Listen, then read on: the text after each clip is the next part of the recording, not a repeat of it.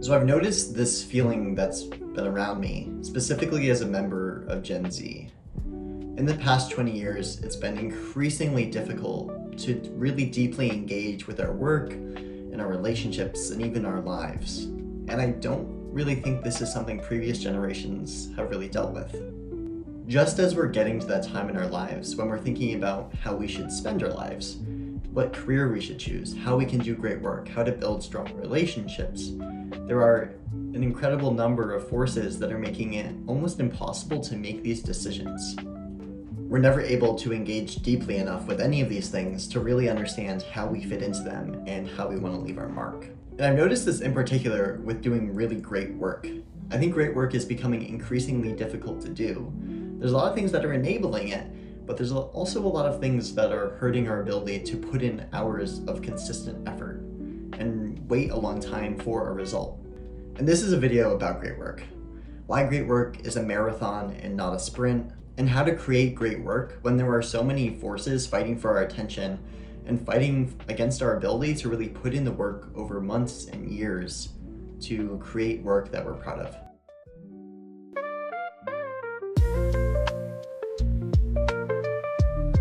So it's no surprise that attention spans are getting shorter, and the world is really quick to point to TikTok and Instagram and YouTube Shorts, etc., to explain why our attention spans aren't as long as they used to.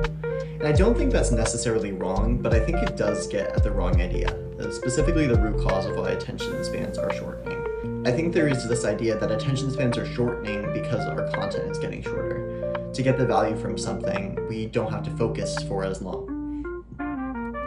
But I don't think that's really the root cause. I think the root cause is that we have so many options for how we can spend our time in a stimulating way that even when we're doing one thing, our mind is bombarding us with all these different things that we could actually be doing. And so we don't have our attention on one thing as long because we can think about all these other things that our attention would be better served doing. Just because something is short and not lasting doesn't mean that means our attention has to be short and long lasting. And I think this is hurting the work that we do. When I'm working on one thing and I'm trying to really put in the effort on it, my mind is constantly thinking of new things that I could be doing. As soon as something gets hard, my mind will present me with 3 new options about these are the other things that you could do that are a lot easier and that you could get results from. And these beliefs don't come from actual reality, they come from what I've seen on social media, where people post highlight reels, where you see all the good things that happened on their journey towards success, and you aren't familiar with the deep, hard work that they had to do and the huge problems that they had to confront. This makes me have distorted views about how to have an impact or how to make great work. And it makes me think that the problem isn't putting in hard work over a long period of time, but rather I'm just not doing the right thing that's easy enough to find success in. And even if it's not coming up with other things to work on, even when I'm doing my work, there are so many things I could do. I could be watching YouTube, I could be playing Clash Royale on my phone, I could be watching a soccer game. All of these things are incredibly stimulating, but if I do give my attention away from them, I'm just giving up the great work that I was pursuing. And these little decisions that we make every day add up. And so when great work comes from consistent efforts over a long period of time, and our attention is quickly being diverted between different things, we'll never make progress in a singular direction. We may make progress in a bunch of little directions that doesn't actually add up to anything in the long term. I feel like this dynamic of trying to do work today is like trying to read a Dostoevsky book in the corner of a huge rave. You're trying to focus on this, but all around you there's people moving and dancing and the music is going crazy and the lights are flashing. There's so many things competing for your attention that you really being able to focus on that book is kind of near impossible. I call all of these things that are competing for your attention shiny objects, because it's like you're trying to focus on one thing, but there's something that glints in the corner of your eye that you have to look at because maybe it's valuable and you should spend time looking at it. But by diverting our attention away from the thing that we truly want to focus on, we never really are going to make progress. And I think this is particularly problematic when it comes to our goals. Our goals are now in this ever-shifting landscape, not because we learned something from pursuing the goal or we learned something about ourselves, but simply rather because we see a bunch of other goals that just seem cooler than the ones we're working on. But the truth at the center of this is if you were to deeply engage with something for long enough, you would probably get results, and they would be pretty rewarding.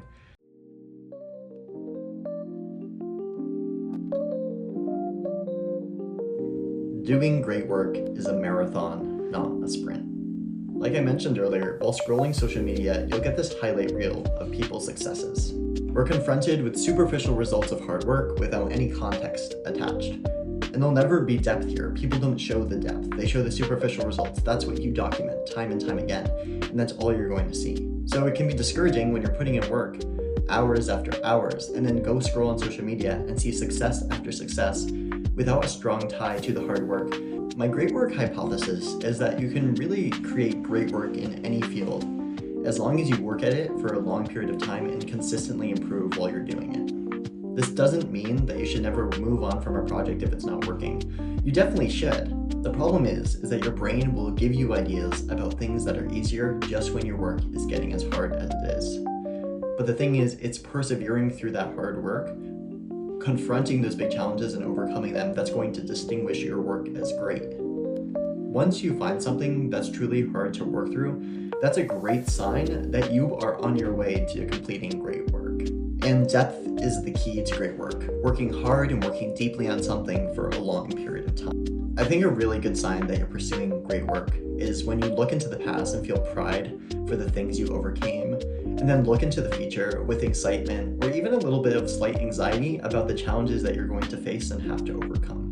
And so there's a conflicting relationship here. You know that to do great work, you need to engage with something for a long time with strong depth.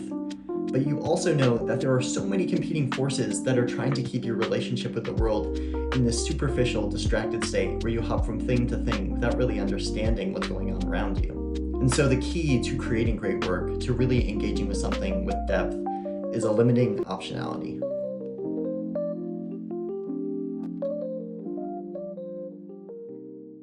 And so the key to working towards great work is to get rid of those shiny objects. It's to eliminate optionality. It's always seemed a little bit paradoxical to me that when I look at the most successful people in this world, the most happy people in this world, there are also people that fundamentally are just eliminating the choices that they have.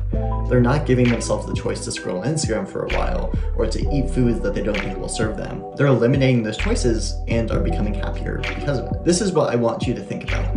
There are teams of scientists across the world that are thinking up better ways to steal your attention away from what you want because it earns them money, thinking of better ways to make foods more palatable and more digestible to you so you eat those even though they don't serve you because it earns them money. There are people that are trying to make you make momentary decisions that feel good in the moment because they don't require much energy and they have high reward, but are detrimental in the long term. So if there's all these people, all these systems conspiring to try to take your attention, take your calories, take the resources in your life, you need to create similar systems to put up barriers about what you will engage with, because otherwise you'll default to that lowest energy, highest reward state in the moment.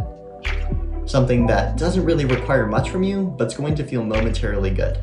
That's not going to give you that sense of really continuity and engaging with life in a deep way, but rather constantly superficially engaging with the world around you. I think there's a real big focus on freedom, especially when you're young. You want freedom. But Naval Ravikant puts this, I think, really well. There's freedom from and freedom to. Freedom to is, I think, what we typically think of freedom. Freedom to make decisions about my own life, freedom to spend time the way I want, and that's great. But I think it's also important that you balance that with freedom from. Freedom from distraction, freedom from constantly trying to please others, freedom from falling victim to these huge companies that are trying to take your attention away from you. Options can be great, but if there's anything these past 20 years have taught me, when I look around in the world, as the number of options increases, happiness seems to be decreasing. When you eliminate optionality, you force depth. When you only have so many options to work with, you work with them constantly and keep engaging with them. And by engaging with them, you find that great work process. I also want to make it clear that I'm not saying you should constantly be working. I actually think that's the opposite of depth. That's just busyness. That's just doing things for the sake of doing them. Depth is found when you really understand something and are working towards understand it, and engaging with it because you love the process of engaging with it. You should also have depth in all the areas of your life, in your relationships, in the sports you do, in the exercise that you're doing, in the games that you're playing. Depth is critical for enjoying something and really taking life by the horns and living it the way that you want to live it.